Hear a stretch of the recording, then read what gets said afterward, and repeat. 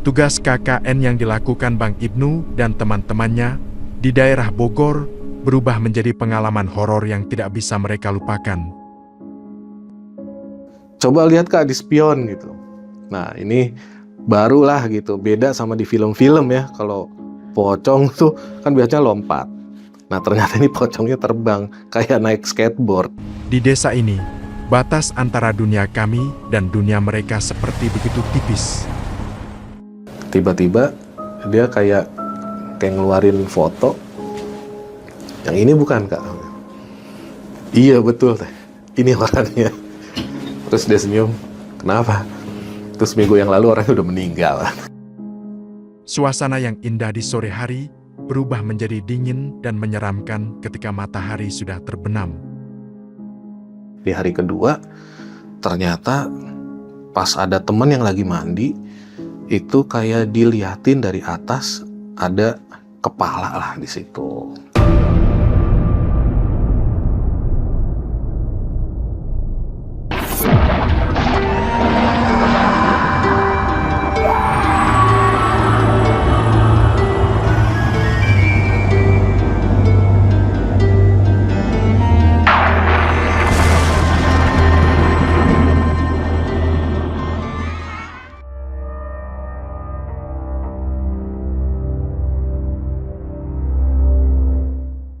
Assalamualaikum warahmatullahi wabarakatuh. Selamat malam sobat-sobat jelajah malam.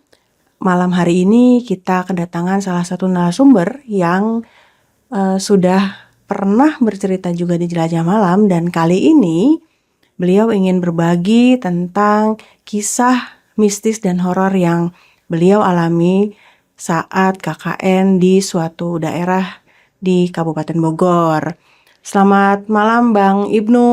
Selamat malam Mbak Mona. Ketemu lagi kita di sini. Sehat ya? Sehat, alhamdulillah. Alhamdulillah.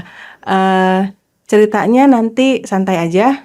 Kita pengen banget nih dengerin pengalaman menariknya Bang Ibnu.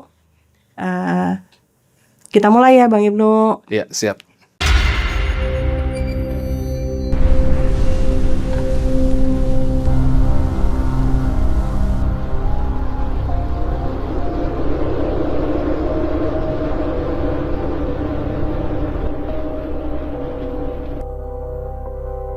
Kesempatan kali ini saya akan menceritakan pengalaman ya sekitar tahun 2005 lalu di saat saya masih kuliah. Yang waktu itu memang ini adalah sebagai salah satu tugas akademik ya, yang disebutnya dulu namanya KKN. Sampai sekarang masih ada tugas itu. Nah KKN ini kebetulan kami memilih sendiri tempatnya berdasarkan referensi dari kakak kelas sebelumnya. Nah tugas ini di daerah Kabupaten Bogor, ya tidak jauh lah dari Jakarta. Banyak pengalaman yang saya dapatkan, teman-teman dapatin juga, selain di bidang akademik, bidang kemasyarakatan, dan lain-lainnya. Bahkan ada hal yang kita nggak duga, kita nggak sangka, salah satunya adalah pengalaman tentang hal-hal yang mistis, yang di luar kemampuan dan logika kita, seperti itu. Gimana ya, kejadian ini sebenarnya kita nggak mempersiapkan, nggak apa. Karena memang sehari-hari ya kita tugasnya adalah kuliah. Kalau masalah ibadah udah insya Allah setiap manusia juga pasti ibadah. Tinggal menguatkan mental kita. Jadi ceritanya saat itu tugaslah kita di satu tempat di Kabupaten Bogor selama 1 bulan. Nah, untuk keberangkatan kita ke sana, ini sebenarnya ada 2 pemberangkatan. Saya termasuk kloter pertama di hari Sabtu waktu itu. Kenapa? Karena saya bawa barang-barang yang buat dibutuhin. Saya bawa mobil, istilahnya mobil pribadi lah, buat ngangkut barang-barang, tas teman-teman, ya kebutuhan untuk di sana termasuk komputer dan lain-lain. Nah itu berangkatnya hari Sabtu. Dan yang berangkat hanya 4 orang, yaitu ketua tim, ketua pelaksana, sama saya sebagai seksi transportasi dan keamanan waktu itu. Pemberangkatan yang kedua, ini dilakukan di hari Ahad. Gitu. Berangkatnya nih kira-kira menjelang siang lah, titik kumpulnya di dekat area kampus kita lah, gitu, di sana. Kita nyewa kendaraan. Nah, karena saya kloter pertama, mau tidak mau orangnya hanya 4 ya. Jadi sebagai apa ya, ya buka alas lah namanya, buka tempat, sampai sana juga siang, kita siapin semuanya, dan satu rumah itu dulu inget gede banget, kita KKN waktu itu 32 orang satu kelas. Nah itu dibagi menjadi 2 tempat. Ya katakan yang satu di RW 1, yang satunya lagi di RW 2, kelompok A dan kelompok B. Saya kelompok A di RW 1, dan kita sewa rumah itu di kepala RW atau ketua RW. Kalau di sana waktu itu bilangnya kepala RK bilangnya, seperti itu. Berarti ini rumah warga ya? Rumah warga, Rumah betul. Dan kepala RK ini salah satu selain tokoh masyarakat, memang beliau yang dituakan lah di situ. Nah, ya waktu pertama datang sih kita fine-fine aja gitu kan, seneng, daerahnya sejuk juga. Istilahnya masih pedesaan, pemandangannya bagus gitu. Nah, yang kloter kedua ini hari Ahad tuh. Kira-kira nyampe siang pas banget hujan waktu itu. Jadi kendaraan bis kita ukuran 25 orang ini nggak bisa naik ke atas karena ya ngeri selip lah, daerahnya cukup menanjak gitu. Nah, setelah sampai di hari Ahad nih, kita nggak langsung ke tempat yang kelompok B yang di seberang sana karena jaraknya jauh nih, terus terang aja. Kalau jalan kaki kita motong jalan lewat pematang sawah, kebun, cukup jauh juga lah gitu. Kalau kendaraan motor, mobil itu harus muter seperti itu. Jadi hari kedua pemberangkatan ini semuanya kumpul di satu tempat di rumah Pak RK 1 di sini. Gitu. Ya alhamdulillah sih semua fine-fine aja, nggak ada masalah karena kita perizinan semua sudah di hari sebelumnya gitu. Nah, kemudian kita udah kumpul semua, kita ketemu sama RK 1 dan RK 2, ketemu sekdes waktu itu juga sudah, kita kumpul di rumah beliau. Ya udah hari Seninnya kita pecah gitu. Nah, di hari kedua ini ketika pecah barulah saya bisa ngelihat lokasi yang di RK 2 nih gitu. Tempatnya lumayan jauh dan agak-agak sedikit, kalau malam sedikit serem lah seperti itu. Karena tahun itu mungkin masih minim penerangan gitu. Bang, Ya. kalau boleh tahu nih tujuan KKN-nya apa sih Bang? Yang pertama otomatis nilai akademik Mbak Mona. Nah, itu yang pertama. Yang kedua adalah bagaimana kita menerapkan ilmu yang kita dapat di kampus gitu kan. Nah, yang kita terapin ini terutama ilmu kemasyarakatan, ya agama, pendidikan, sosial dan lain sebagainya. Dan di sana juga kita bikin kegiatan selain ngajar di sekolah, kita gabung di majelis taklim mulai dari anak-anak sampai ibu-ibu, bahkan kita ikut ngadain kegiatan insidental yang tujuannya untuk kemaslahatan masyarakat di sana. Satu, misalnya pengobatan gratis. Yang kedua, pembuatan tempe lah untuk kewirausahaan masyarakat yang ada di sana. Itu salah satunya. Nah, kalau yang ketiga, kita lebih ke bidang sosial dan kemasyarakatan, pendidikan dan agama. Jadi disebar nih, kita nih semua dalam satu tim 32 orang tersebar dalam 3 sekolah waktu itu. Sekolah 1, misalnya sekolah 2, sekolah 3. Nah, sorenya kita masuk ke majelis taklim. Seingatnya tuh hari Rabu itu majelis taklim untuk ibu-ibu biasanya. Nah, sore itu untuk anak-anak belajar ngaji. Malamnya habis maghrib kita mulai untuk bapak-bapak di situ. Dan tempatnya luar biasa ya. Mungkin kalau waktu itu kita nggak berani Mbak jalan sendiri untuk ke majelis taklim tersebut gitu, karena wilayahnya juga gelap, masih kayak terowongan tapi dari pohon bambu terowongannya gitu. Kalaupun pakai senter sendiri ya saya mendingan tunggu besok pagi aja kayak gitu. Nah, ada satu kejadian yang cukup menarik di sini karena mungkin ya kita saking senangnya waktu itu teman-teman nih udah nyiapin ayam lah gitu 2 ekor. Yuk kita bakar ayam aja. Kebetulan yang di kelompok B di RK2 ini, rumah yang kita sewa gede banget Mbak, gitu. Sampai dapurnya ini bisa muat 15 orang. Karena waktu itu cuacanya agak hujan gitu. Tadinya mau bakar ayamnya di luar, tapi tiba-tiba karena hujan di dalam. Nah ini nih yang ya istilahnya di luar nalar lah, seperti itu. Lagi asik-asik bakar ayam, ya waktu itu sih nggak ada apa-apa ya, tiba-tiba udah selesai kayak ada yang ganggu lah, seperti itu. Terutama dari temen yang duduknya agak dekat ke kamar mandi gitu. Dia bilang kayak ada suara-suara, terus ada yang narik-narik bajunya. Ya mungkin tuh awalnya sih di situ. Gitu. Nah, yang berikutnya di hari kedua itu, ini masih minggu pertama nih. Di hari kedua ternyata pas ada temen yang lagi mandi, itu kayak diliatin dari atas ada kepala lah di situ.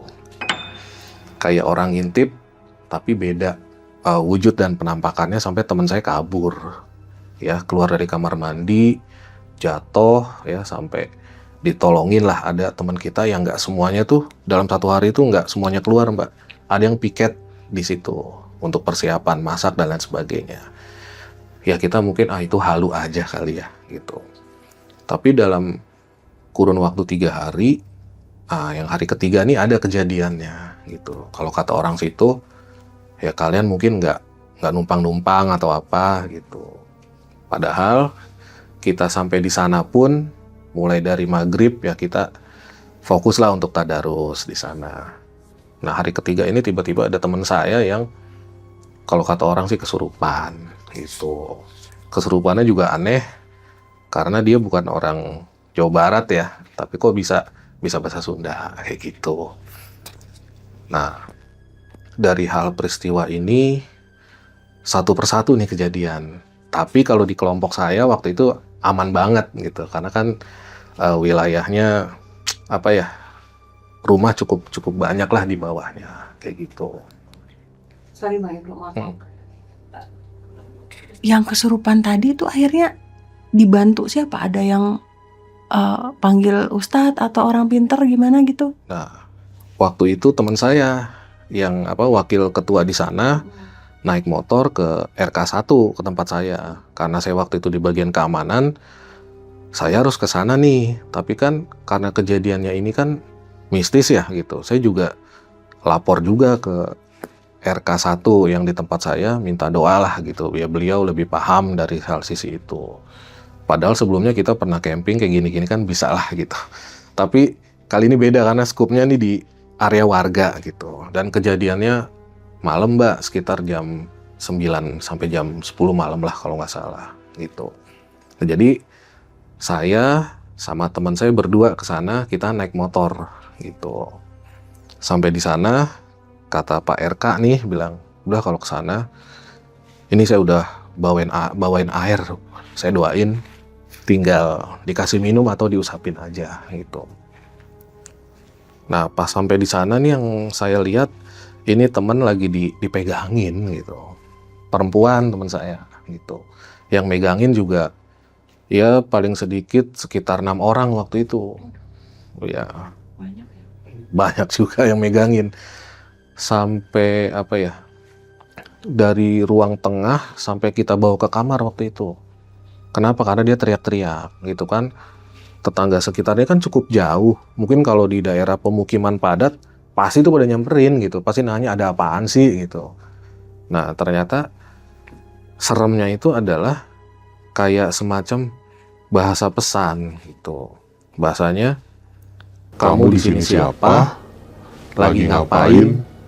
Kenapa sampai melakukan itu? Nah melakukan itu maksudnya kita bakar itu di area dapur. Ternyata ya mungkin mereka tidak suka gitu. Ya memang kan rencananya kita di luar, tapi karena cuaca juga nggak mendukung, ya sudah kita lakukan di dalam.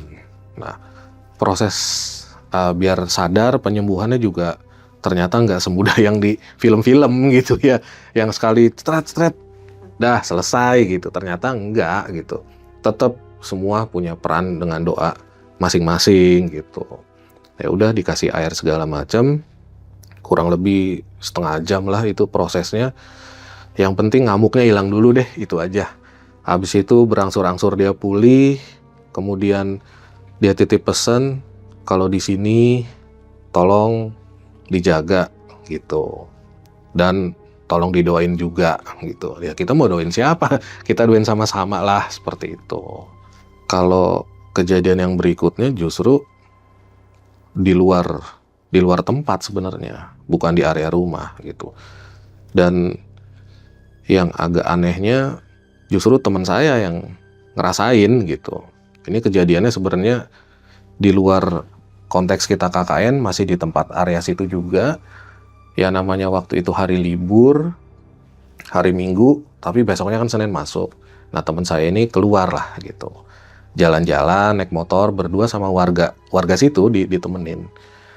Dan saya ingat banget karena dia minjem motor saya pesan pulangnya jangan malam-malam gitu. Sebab di sini beda suasananya, bukan di Jakarta kalau jam berapa aja tuh kita fine-fine aja gitu. Nah ini ya tingkatan horornya juga ya bagi mereka ya yang ngalamin itu sebelumnya sih nggak ada apa-apa.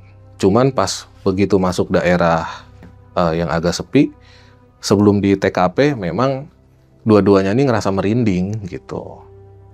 Kalau kata temen yang bawa, dia cerita ke warga yang di belakang nih, yang diboncengin warga sekitar, ini mah dingin aja kali, merinding gitu. Nah pas di lokasi TKP itu Mbak Mona kayak ada benda yang jatuh gitu, jatuh di belakang motor. Jadi ini motor, ini kan pohon nangka ya gitu. Tiba-tiba ada yang jatuh gitu. Nah dua-duanya nih denger, tapi yang ngerasain banget yang di belakang gitu, sampai nepok pundak, Kak kayaknya ada yang jatuh deh gitu. Udah biarin aja, paling juga nangka gitu kan. Nah pas dia nengok ke belakang, ternyata bukan nangka gitu. Oh, berarti sempat berhenti ya? Sempat berhenti gitu. Pas lihat bukan nangka, yang di belakang nih anak ini warga lah gitu bilang, Kak tancep gas gak gitu. Ada apa? Udah tancep gas, bilang gitu. Emang kenapa? Udah tancep aja gitu. Itu jalannya turun, ya saking takutnya yang naik motor ini nanya, ada apaan sih gitu, ada begal atau apa gitu. Coba lihat Kak di spion gitu. Nah ini barulah gitu, beda sama di film-film ya. Kalau pocong tuh kan biasanya lompat. Nah ternyata ini pocongnya terbang, kayak naik skateboard kayak gitu. Nah ini teman saya berdua, ini di Uber dari jangkauan mulai dari lokasi sampai hilang makhluk ini cukup jauh Mbak. Hampir 1 kilo. Wah, jauh ya? Jauh. Dan daerahnya nanjak, turun, dia ngerasa tuh udah tancap gas udah yang paling kenceng lah gitu. Bahkan saking takutnya ya bilang yang bawa motor, udah baca-bacaan aja lah, bilang gitu, doa gitu. Dari doa yang paling panjang, dia nggak nyampe-nyampe, udah baca yang pendek aja, Al-Ikhlas atau apa gitu. Itu pun nggak sampai Mbak. Saking takutnya gitu. Dan kalau dari spion kan harusnya gelap ke belakang. Secara logika ya gitu. Tapi muka ininya kelihatan gitu. Ya kalau dari visualisasinya yang dia lihat ada putih dan ya sedikit merah-merah apalah gitu. Deket tuh berarti. Deket. Aduh. Mungkin jarak antara yang dibonceng sama makhluk ini mungkin segini jaraknya. Padahal itu motor kenceng loh. Itu lebih dari setengah kilo di udak. Itu akhirnya menghilang sendiri? Menghilang sendiri setelah nyampe di wilayah mana gitu. Dan itu daerahnya lebih serem lagi. Masuk kayak jalan yang banyak bambu-bambunya gitu, pohon bambu gitu. Nah di situ dia hilang tuh. Nah pas dia hilang, teman saya bilang, udah hilang belum? Alhamdulillah udah hilang. Baca doa apa? Pokoknya baca doa lah gitu, yang penting udah hilang. Saya kebetulan di rumah tempat itu, saya belum tidur karena nungguin. Waktu itu sekitar jam 12:30. Bayangin di wilayah masih kabupaten, ya, namanya masih RK, otomatis daerahnya sepi gitu. Saya khawatir, kenapa? Karena takut ya dibegal atau apa gitu. Nah, pas nyampe, dua orang ini nih, teman saya sama warga situ, mukanya beda mbak gitu. Jadi kayak bukan di Uber begal, tapi dia hanya bisa bilang, dari mana? Saya tanya gitu kan. Nggak apa-apa gitu, aman kok gitu. Nah, pas udah naruh motor, saya kasih minum, baru dia cerita gitu. Hati-hati lo di situ, katanya. Kenapa emang? Orang cerita benar katanya di situ. Ya udah besok pagi aja ceritanya, udah malam tidur. Lagian juga takut saya kan, gitu. Nah ini besok paginya, nah dua-duanya sakit, gitu. Sakitnya demam dua-duanya, tapi yang teman saya cuman ya demam dikasih obat sembuh, tapi yang satunya, yang warga situ, itu masih bocah, masih SMP kelas 2 anak itu kan. Diajak pengen tahu, mungkin ke kota atau kemana gitu. Nah ini sampai dia nggak masuk sekolah gitu. Dan bukan hanya ke klinik gitu, tapi ke orang setempat yang lebih paham lah kayak gitu. Nah saya cuman ngomong, paling bisa-bisaan dia aja gitu kan. Udah tahun 2005 di wilayah warga pemukiman gitu. Mungkin kalau dulu di camping di gunung iyalah gitu. Nah itu saya kayak apa ya, percaya nggak percaya, tapi oh ya sudah gitu. Nah tapi akhirnya gitu, saya sendiri ngalamin malah 2 kali gitu. Yang satu naik motor, yang satu jalan kaki. Nah gitu. Nah sebelum ke sana tuh ada satu apa namanya ya, mungkin hal yang bermanfaat yang saya dapat di sana. Yang pertama, warga di sana tuh kalau ada kejadian-kejadian seperti itu, mereka nggak langsung, oh inilah ini gitu. Tapi ya udah, mungkin bahasanya ya sudah, kamu lagi nggak bersih atau apa gitu aja, dan nggak usah diingat-ingat seperti itu. Nah untuk kegiatan-kegiatan kemasyarakatan ya alhamdulillah semuanya lancar gitu. Nah kalau saya ngerasain itu sebenarnya sih dari awal gitu ya, itu hari kedua kalau nggak salah. Itu kan hari kedua semua kumpul tuh 32 orang di satu tempat. Nah, ini kan penuh mbak. Ada laki, ada perempuan. Yang laki-laki di luar kamar, yang perempuan di kamar. Tapi karena saking penuhnya kan memang kita satu tempat itu dua rumah. Yang perempuan beda rumah. Karena apa ya, mungkin ya biar ngumpul aja, ada satu tempat majelis taklim, ya boleh tidur di situ. Tapi apa ya, kayaknya banyak nyamuk waktu itu saya ingatnya gitu. Dan teman saya bawa tenda. Di dekat situ di atas ada lapangan gitu. Padahal lapangannya depannya juga rumah orang gitu. Ya udahlah, daripada di mana-mana saya tidur di tenda, biar suasana kayak camping gitu. Pokoknya saya bawa bantal, bawa sarung buat selimut. Saya ingat banget masuk jam 9:30 malam, hari Minggu tuh kalau nggak salah. Ada yang punya rumah depan nanya, kemana kak? Mau tidur pak? Di mana? Di tenda. Wah, berani banget tidur di situ. Ya cuma tidur doang pak, udah biasa camping gitu. Pas masuk, saya ingatnya adalah itu tenda ada di bawah pohon jengkol kalau nggak salah gitu. Pas saya nggak tahu jam berapanya karena gelap ya, lampu emergensinya juga udah mati kayaknya baterainya. Handphone juga saya nggak ngeh. Saya ingatnya tuh ada angin yang bangunin saya tuh. Karena di sekitar ada lampu, jadi kalau dari luar, dari dalam, yang di luar itu kelihatan.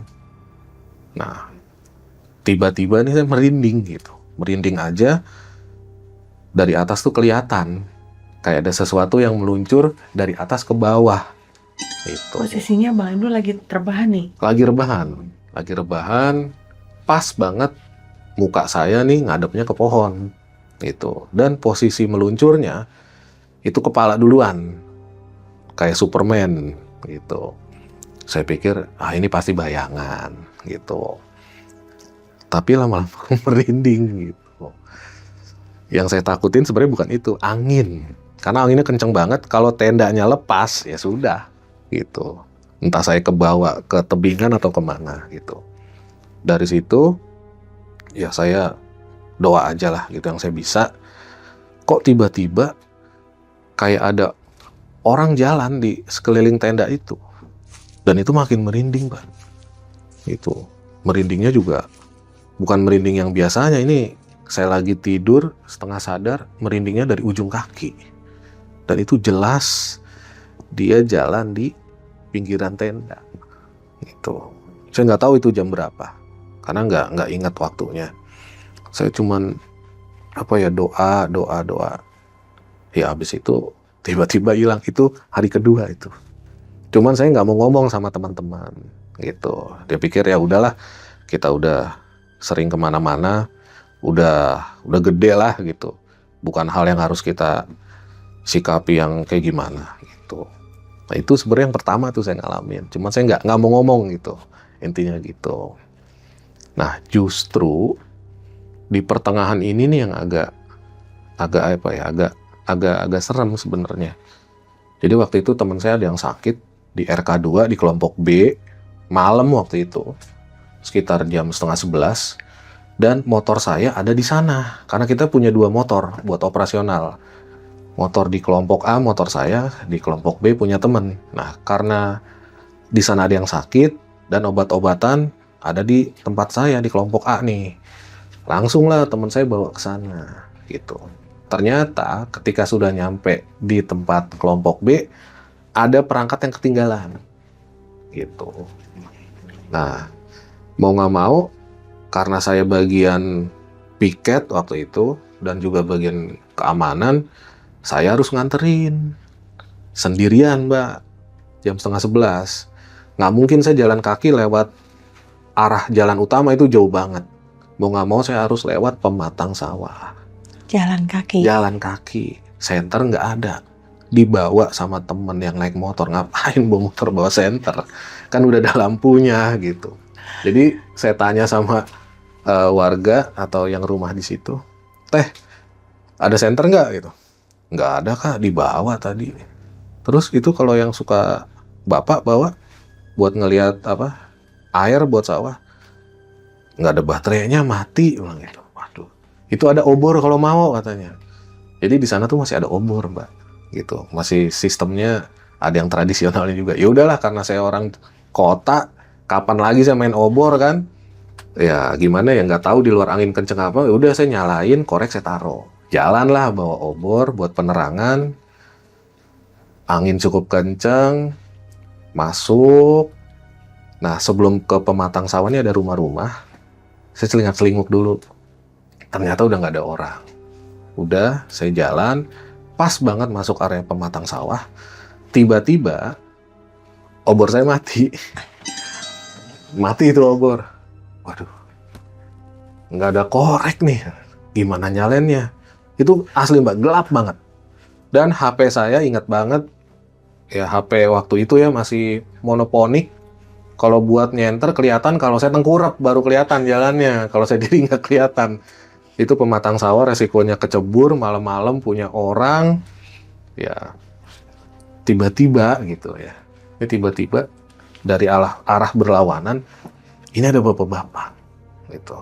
Ya mungkin usia 60-an lah gitu. Kalau kata orang situ, biasanya kalau malam tuh suka mereka meriksa galangan sawahnya tuh airnya gitu. Karena ini malam, nggak kelihatan, saya cuma dengar ada langkah dan dia pakai topi caping, topi petani itu. Saya yakin ya orang pasti ngerokok gitu.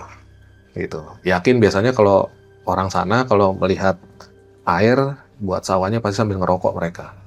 Bawa korek dong. Pasti bawa korek. Nah, aneh dan ajaibnya, saya belum ngomong, baru mau ngomong, di hati saya mau ngomong, "Pak, maaf pinjem korek buat nyalain obor." Masih dalam hati tuh ya? Masih dalam hati. Saya juga lihat-lihat, Mbak, ini orang apa bukan gitu kan. Pas jarak udah 1,5 meter, wah ini orang nih gitu. Setelah dekat, saya baru ngomong, "Maaf Pak, saya..." Dia langsung nyalain api. Entah itu korek entah apa, nggak kelihatan, pokoknya itu api aja. Ya saya dengan senang hati, alhamdulillah, obornya nyala lagi dong. Pas obornya nyala, saya tiup nih. "Makasih ya Pak." Matilah korek dia. Saya jalan. Pas jalan, baru kepikiran, kok ini orang bisa tahu ya gue butuh api ya gitu. Padahal obor itu masih ada di bawah, saya pegang gitu. Pas saya lihat ke belakang, orangnya kagak ada. Asli itu orang kagak ada. Di pikiran saya, yang penting obor nyala. Solusinya udah dapet, pikiran tenang, walaupun takut Mbak gitu. Kalau saya lari, panik, kecebur udah pasti, ya pokoknya nggak enak lah gitu. Sampailah saya di tempat sana di kelompok B gitu. Nah ini saya potong dulu nih yang ini biar besoknya biar tahu. Saya penasaran gitu sama ini bapak-bapak siapa sih gitu. Nah sama di kelompok A sana tempat saya di RK1 saya tanya, "Teh, mohon maaf nih, semalam waktu saya ke Tegalan itu obor saya mati. Ada yang ngasih korek nyalain gitu. Ciri-cirinya pakai caping, wajahnya begini, tingginya sekian, pakaian ini gitu." Itu yang saya tanya, si Teteh senyum aja gitu. Senyum aja. Tiba-tiba dia kayak ngeluarin foto. "Yang ini bukan Kak?" "Iya betul Teh, ini orangnya." Terus dia senyum, "Kenapa?" Terus minggu yang lalu orangnya udah meninggal. Saya, "Teh ini bener apa enggak Teh?" bilang gitu. "Bener, yang Kakak lewat sebelum masuk Tegalan sawah sampai ke sana kan ada rumah tuh, batas rumah akhir. Nah itu rumahnya. Memang almarhum ini suka meriksa rutinitas di malam harinya itu." Aduh sampai merinding. Dan ya gimana, nyesal juga sih nanya gitu, cuman ingin memastikan aja ini orang hebat banget gitu. Saya belum ngomong baru minta maaf dia langsung ngeluarin api. Penasaran Bang, mukanya kayak apa sih? Mukanya muka biasa, Biasa aja? biasa aja, tapi ininya dingin lah. Mimik wajahnya? Mimik wajahnya dingin, terus dan dia nggak ngomong.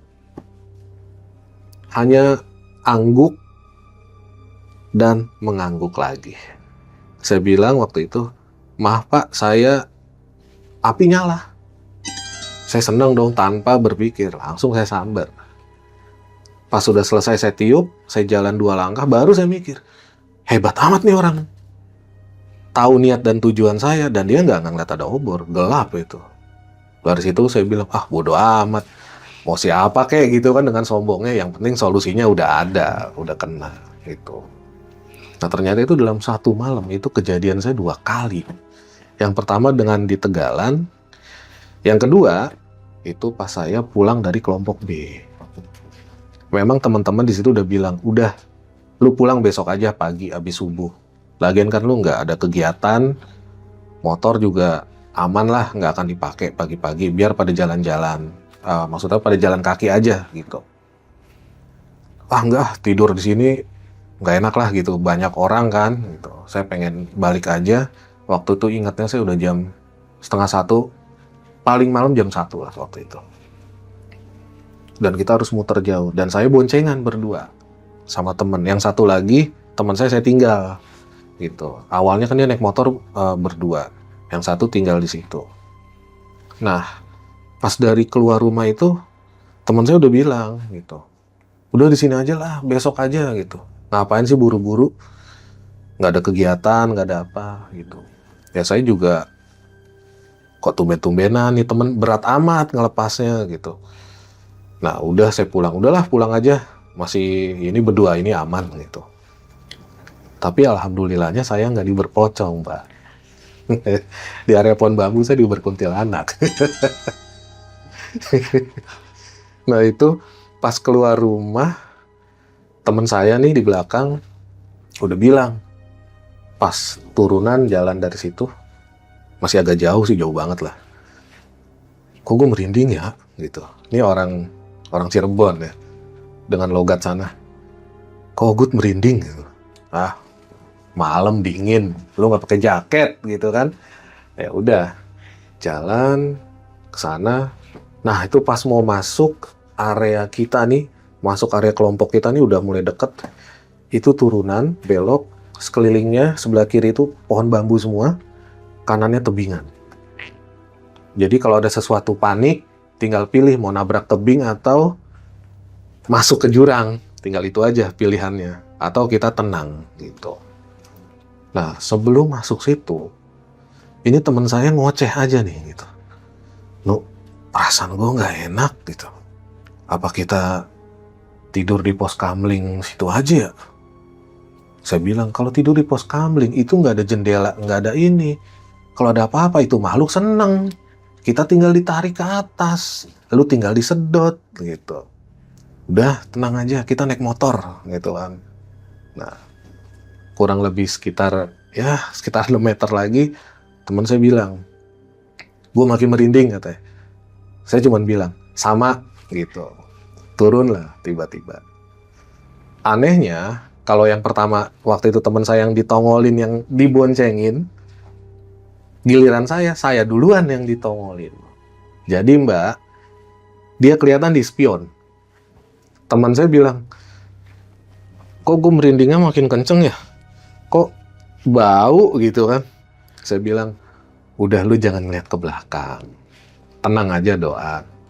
Karena teman saya penasaran, dia nengoklah ke belakang.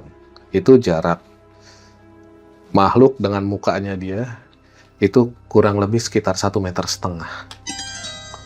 Di belakang motor persis.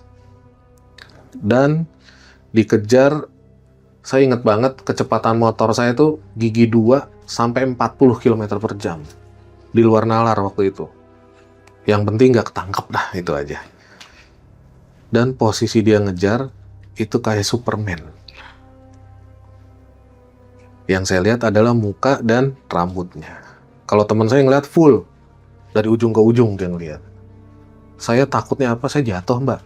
Teman saya gerak-gerak ketakutan, ke kiri ke kanan, pundak saya ditepok, suruh cepet. Ini gas udah pol, gitu. Tapi rasanya tuh motor pelan, gitu. Nah pas udah naik ke atas nih, tiba-tiba semuanya hilang, gitu. Dalam hati saya cuma doa, Bismillahirrahmanirrahim aja udah, gitu. Doa-doa yang lain udah, teman saya juga doa, tapi yang penting saya mencoba gimana teman jangan panik gitu aja. Karena dia di belakang, dia berpikir di halusinasinya dia kayak di film horor, dia ditarik gitu, terus diambil ke alamnya gitu ya. Nah pas udah lewat itu, saya ngeliat di spion udah nggak ada, saya mau yakinin teman saya bilang, coba lihat lagi ke belakang. Dia bilang, aman, nggak ada. Serius. Udah, dari situ saya turun, saya sampai di tempat saya KKN, di kelompok A, di RK1, itu orang udah nggak ada yang di luar. Semuanya udah pada tidur. Jadi saya nggak bisa langsung tidur, sama teman cuci muka dulu. Ya, duduk di teras ya, terus ada rumah panggung ya, saya duduklah di situ.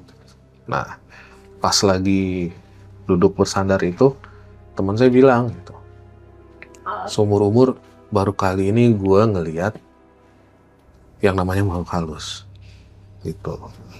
Kalau gue kan alhamdulillah lewat spion, kalau lu kan langsung mata kepala sendiri gitu. Udah gini aja, yang penting kita selamat, kalau ada apa-apa jangan panik dah. Jadi pas besok paginya kita lihat itu jejak motor kita masih ada tuh. Jejak motor kayak muter itu hitam tuh mbak gitu. Nah sampai segitunya. Nah ini pengalaman mistis gini kita nggak ada tuh niat segala macem gitu. Bahkan saya awal-awal datang ketika pertama tuh malam-malam lapar perut, cuman bilang nih tukang nasi goreng nggak ada yang lewat apa gitu. Saya tanya sama yang punya rumah, teh tukang nasi goreng lewat jam berapa gitu. Dia bilang, kak kalau udah malam di sini nggak ada pedagang yang lewat gitu. Nah, tapi karena kita ini di sini lagi ada KKN, ini ada tukang bakso Malang yang biasanya dagangnya hanya di bawah, di daerah istilahnya pemukiman padat lah, jalan raya. Dia ingin dapat yang lebih lah gitu. Dia naik ke atas, pasti kita beli semua. Hari pertama, kedua, ketiga, itu kita beli semua. Di kelompok A, kelompok B kita beli. Dia habis lah gitu. Nah, pas hari keempat, kita beli tapi nggak sampai habis. Dia pulang lewat jalan kita taklim tuh. Kurang lebih di situ ada yang manggil, ada yang beli. Ini tukang bakso yang cerita. Gitu. Itu ada yang manggil, ibu-ibu, bang bakso gitu ya. Dia ngelihat, dia kan pakai lilin, pakai botol air mineral lah. Kayak gitu. Dia ngeliat itu ibu-ibu. Sampai bilang, bang saya beli dua mangkok tapi dibungkus. Itu ngomong mbak. Gitu. Nah pas lagi dia ngelayanin selesai, dikasih duitnya dong.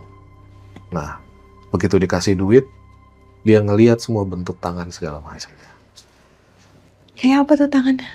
Kata tukang bakso ya, itu banyak bulunya, kukunya hitam, mukanya putih. Perempuan. Habis itu dia kabur. Dia nggak cerita kaburnya gimana, pokoknya dia kabur habis itu. Gitu. Nah, setelah kejadian itu kita nunggu-nunggu nih setiap malam. Tukang bakso nggak ada gitu. Nah, pas besok kita di pasar ketemu dia tuh. Dia lagi jualan. Kita tanya tuh, "Bang, udah 3 hari nggak naik ke atas gimana?" Nah, ceritalah dia tadi itu. Gitu. Kita terus terang penasaran gitu sama wilayah ini kok. Apa iya yang kelompok senior kita ada kejadian seperti ini? Ternyata ada juga tapi nggak se-ekstrim yang kita rasain gitu. Nah, singkat cerita, pas udah mau habis nih masa KKN kita, teman-teman pada pulang. Saya terakhir pulang karena saya punya motor. Istilahnya sapu jagat lah. Istilahnya operasi semut, takut ada yang ketinggalan segala macam, terutama kita minta tanda tangan buat pengesahan. Nah, banyak kita cerita-cerita, ternyata daerah sini memang baru nih perumahan ini.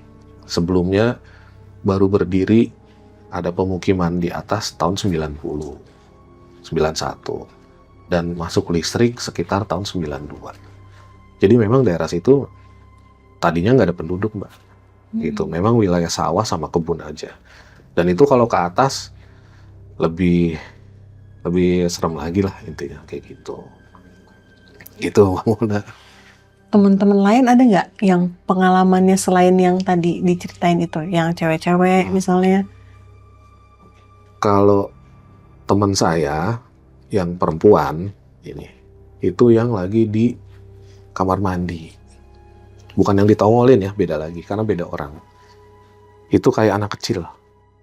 Dia lagi mandi, kan pintu ditutup, itu ada yang ngetok-ketok.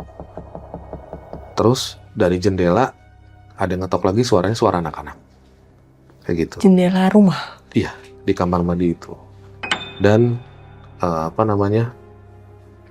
ketika dia keluar, dia cuma ngelihat kayak jemuran itu ada yang mainin. Kayak gitu. Nah, seremnya sih adalah si anak ini kayak sedikit nampak, malamnya dia mimpi teman saya nih. Gitu. Kayak semacam, tolong dong, doain gua gitu. Nah ini nggak tahu jin korin atau apa itu, wallahu alam lah gitu. Yang penting dia titip pesan gitu. Nah terus ada lagi di wilayah saya juga gitu. Nah, kalau seremnya adalah dia ngelihat seolah-olah kayak itu temennya, padahal mah bukan. Bagas, kamu lagi ngapain?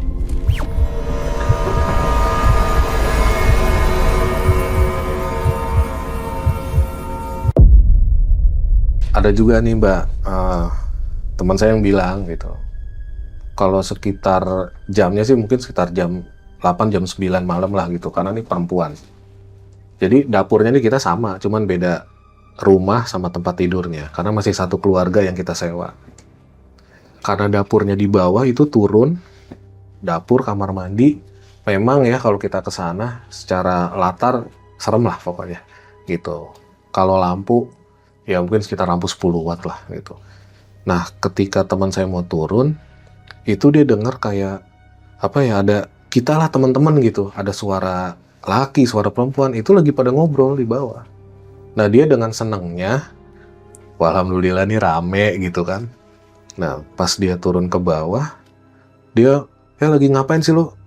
Tiba-tiba langsung, nggak ada orang. Ternyata nggak ada orang, Mbak. Gitu, dia cuma lihat, lagi ngapain sih lo? Dia cerita sama saya gitu. Itu mematung sekitar 5 detik. 5 detik dia matung.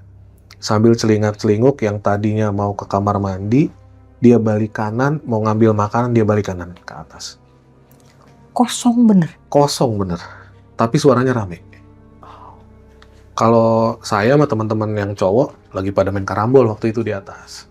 Dan saya dibilang, di bawah ada siapa? Gak ada siapa-siapa. Emang kenapa? Enggak, gitu. Tadi gue denger rame. Terus gue ke bawah gak ada orang. Sekarang gini, lu mau apa?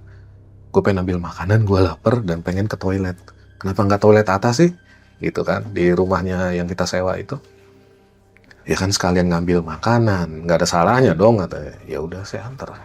Dan memang apa ya, dia sendiri, saya juga mohon maaf ya gitu, saya nggak turun sampai bawah, saya cuma ngeliatin gitu doang gitu.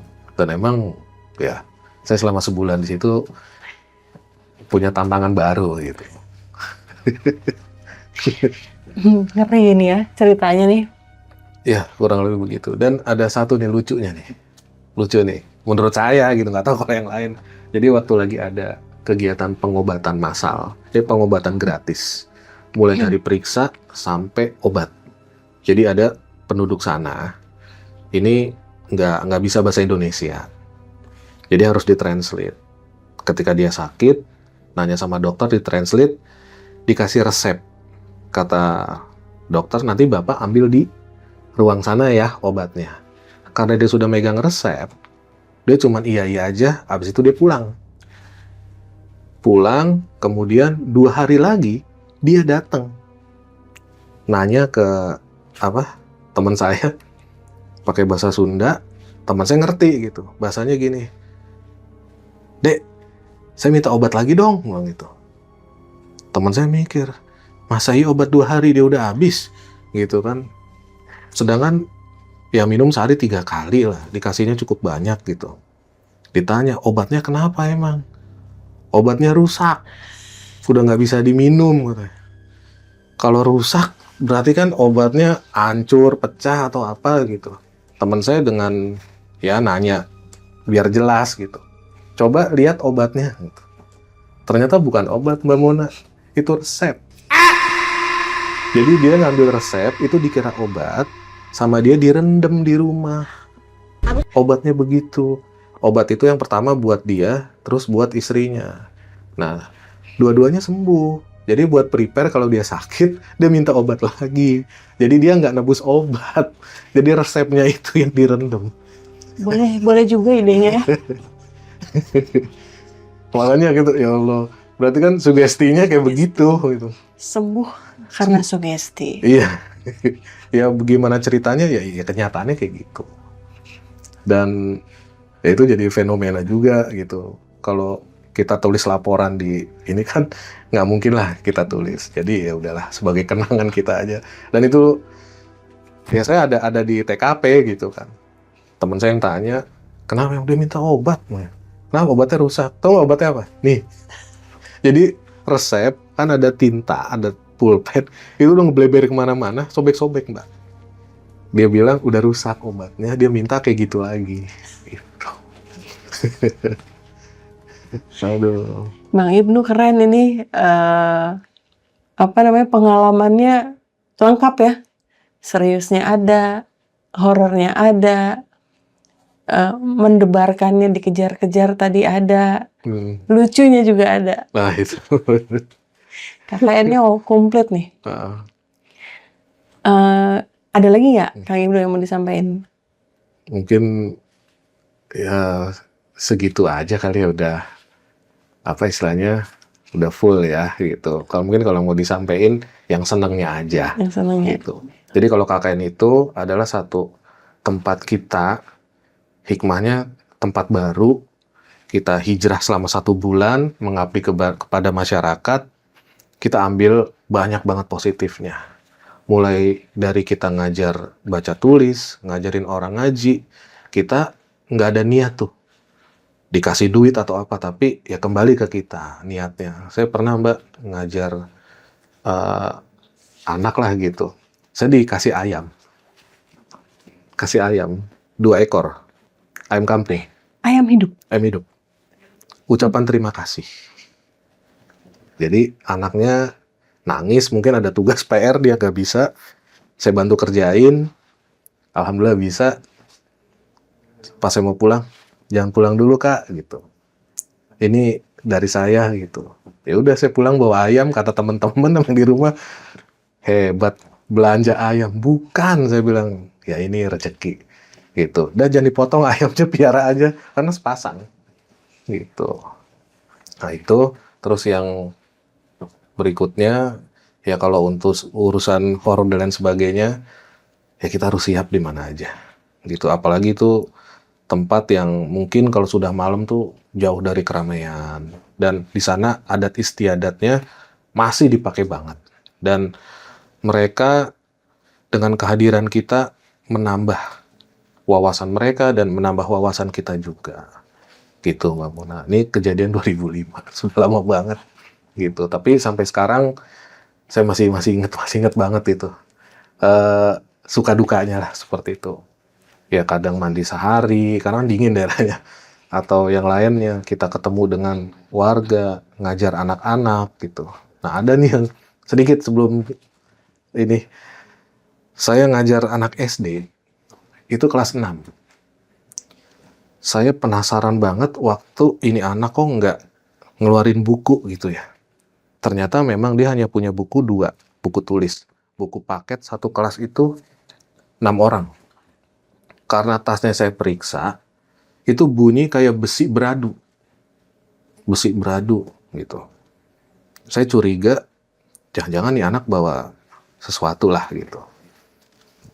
Pas saya buka, wah kaget saya, anak SD bawa benda yang ya dikatakan sajam lah gitu.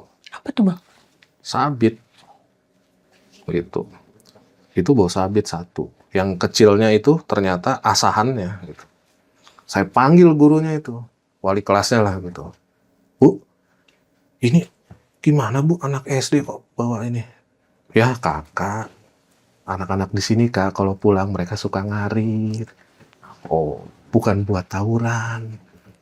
Nah, hasil ngaritnya ini nanti mereka setor ke orang yang punya hewan ternak. Oh, begitu. Jadi beda ya Kak konteksnya kalau di sini, walaupun mereka SD bawa benda ini bukan untuk ya yang melukai atau kegiatan lain, tapi kegiatan positif untuk mereka. Ternyata di sana apa ya, dari SD aja mereka sudah banyak bantu orang tua karena untuk memenuhi kebutuhannya. Gitu. Hebat, keren. Ada lagi yang mau disampaikan Bang Ibnu? Mungkin itu aja. Cukup ya. Ya udah, kita tinggal closing nih ya. Itu dia tadi cerita dari Bang Ibnu, pengalamannya yang komplit, ada semuanya dari KKN-nya selama 1 bulan ya, Iya. Bang Ibnu.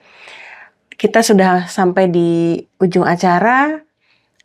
Saya Mona dari Jelajah Malam dan Bang Ibnu pamit undur diri dulu. Sampai ketemu di episode berikutnya. Assalamualaikum warahmatullahi wabarakatuh. Waalaikumsalam warahmatullahi wabarakatuh.